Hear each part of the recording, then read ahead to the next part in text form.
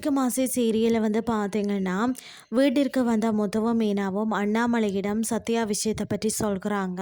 மேலும் சிந்தாமணியின் மகளை சத்யா காதலிப்பதாக சொன்னதும் விஜயா ஓடி வந்து உண்மையாகவே அவன் காதலிக்கிறானா என்று சந்தோஷப்படுகிறார்.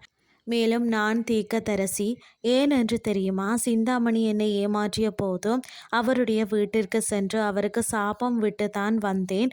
அப்போது இது எல்லாம் உன்னுடைய மகளுக்காக தான் செய்கிறா.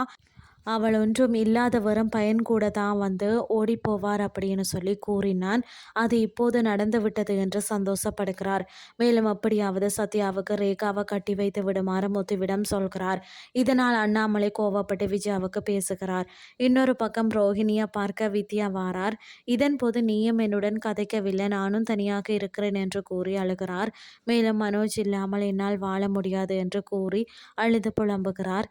இதன் போது உன்னுடைய நலனுக்காக தான் சொல்கிறேன், மனோஜுக்கு டிவோர்ஸ் கொடுத்து விடு என்று வித்யா சொல்கிறார். ரோஹிணியின் அம்மா பார்த்தீங்கன்னா, அதுதான் எனக்கும் நல்லது அப்படின்னு சொல்லி தோன்றுகிறது என்றும், கிறிஸுக்காக மட்டும் வாழு என்றும் சொல்கிறார். இதுதான் இன்றைய நாளுக்கான எபிசோட்.